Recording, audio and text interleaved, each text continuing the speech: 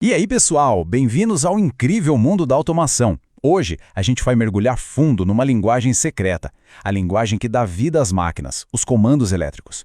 É basicamente o código que diz para uma máquina o que fazer, quando fazer e como fazer. Bora nessa? Pois é, essa é a grande questão, não é mesmo? Parece até mágica. A gente aperta um botão e uma máquina gigantesca entra em ação. Mas olha, não tem nada de mágico. Por trás de cada movimento existe uma lógica, um sistema de comunicação invisível. E é exatamente esse sistema que a gente vai decifrar hoje. Olha só o nosso mapa para essa jornada. A gente vai começar com o básico, o beabá, que é o alfabeto. Depois, vamos aprender a formar as frases com a gramática, a lógica de comando. E aí, vamos conhecer todo o vocabulário, os guardiões que protegem tudo, os músculos e cérebros que fazem o trabalho e até os sentidos que permitem que as máquinas percebam o mundo. Vamos lá? Bom, tudo começa pelo começo, certo? O alfabeto. Assim como o nosso tem A, B, C, o alfabeto dos comandos elétricos é feito de contatos. Eles são literalmente os tijolinhos fundamentais de qualquer instrução que a gente vai ver. Pensa no contato normalmente aberto, o famoso NA, como se fosse uma ponte levadiça. Em seu estado normal, de repouso, a ponte está levantada, o caminho está interrompido. Ninguém passa, a corrente elétrica não flui. Só quando alguém dá o comando é que a ponte baixa e aí sim a energia pode passar livremente. E o oposto, é o contato normalmente fechado, ou NF. Agora imagina um portão que está sempre fechado, ou seja, ele está sempre permitindo a passagem. A corrente flui direto por ele.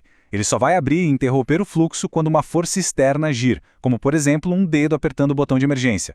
Então, para a gente resumir, o normalmente aberto, ou NA, por padrão não deixa a corrente passar, e a sua ação é fechar o circuito. E, uma dica, a numeração dele sempre termina em 3 e 4. Já o normalmente fechado, o NF, faz o contrário. Por padrão ele deixa a corrente passar e sua ação é abrir o circuito. E a numeração dele sempre termina em 1 e 2. Essa é a base de tudo, gente. Beleza, já temos as letras do nosso alfabeto. Agora é hora de juntar tudo para formar palavras e frases. Vamos para a gramática. É aqui que a gente começa a combinar os contatos para criar instruções lógicas e dar ordens de verdade para as máquinas. A primeira regra gramatical é a lógica E. Imagina o seguinte, para a lâmpada acender, o interruptor S1 e o interruptor S2 precisam estar ligados. Eles estão em série, um depois do outro. Se só um deles estiver ligado, a corrente não consegue completar o caminho. Tem que ser um e o outro. Simples, né? Agora a lógica OU. Aqui a coisa muda. Em vez de um único caminho, os interruptores criam dois caminhos paralelos. O que isso significa que para a lâmpada acender, basta que o interruptor S1 ou o S2 esteja fechado.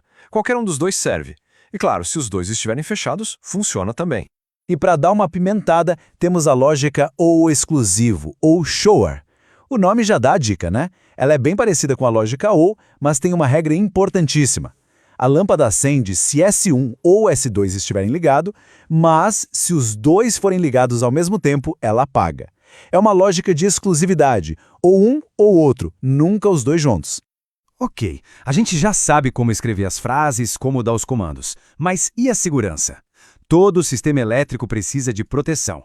Por isso, agora vamos conhecer os guardiões do circuito, os componentes que são tipo seguranças da balada, garantindo que tudo funcione direitinho e sem riscos. E aqui estão os nossos heróis. Primeiro, os fusíveis. Pensa neles como a linha de frente de um exército. Eles se sacrificam, ou seja, eles queimam, para proteger o resto do circuito de uma sobrecarga. Depois vem o disjuntor motor, que é tipo um guarda-costas particular para os motores. Ele protege contra a sobrecarga e curto-circuito. E o melhor, pode ser rearmado, não precisa trocar. E por fim, o relé térmico. Ele é como o médico do motor, sempre de olho na temperatura para evitar que ele superaqueça. Sem essa galera aí, a confusão seria certa. Circuito protegido? Ok. Agora vamos conhecer quem realmente faz o trabalho acontecer. Quem põe a mão na massa. Vamos falar dos músculos que executam as ações e dos cérebros que pensam por trás de tudo.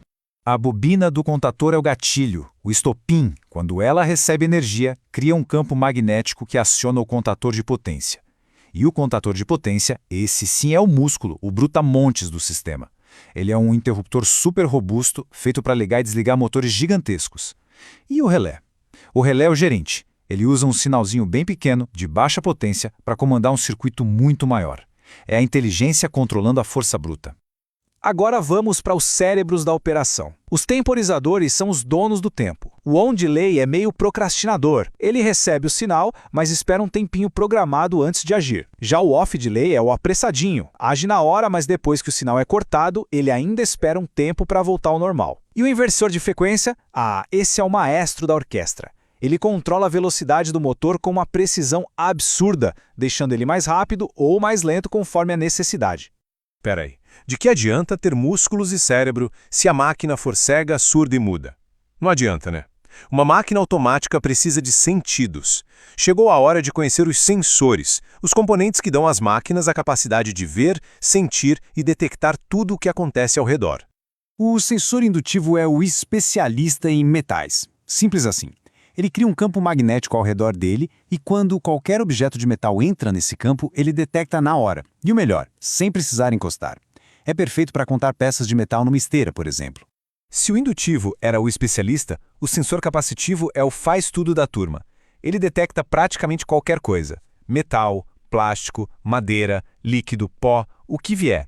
Ele é ideal para detectar caixas de papelão numa esteira ou medir o nível de grãos dentro de um silo. O sensor fotoelétrico é basicamente o olho da máquina.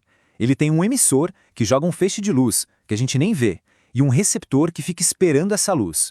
Se alguma coisa passar no meio e cortar o feixe, pronto, ele detectou. É tipo aqueles alarmes a laser de filme de espião. Não vamos confundir com o indutivo, hein? O sensor magnético é ainda mais específico. Ele não reage a qualquer metal, ele reage a ímãs. Ele é basicamente um interruptor que só é ativado quando um ímã chega perto. É muito usado em sistemas de alarme de portas e janelas. E por último, temos o nosso morcego tecnológico, o sensor ultrassônico. Ele funciona igualzinho a um sonar. Ele emite uma onda de som que a gente não consegue ouvir e essa onda bate em um objeto e volta. Medindo o tempo que o eco levou para voltar, ele calcula a distância do objeto com uma precisão incrível. E é isso! A gente percorreu todo o caminho do simples aberto e fechado do alfabeto, passando pelas lógicas que formam a gramática, até o vocabulário completo de componentes que protegem, agem, pensam e sentem. Agora essa linguagem secreta já não é tão secreta assim.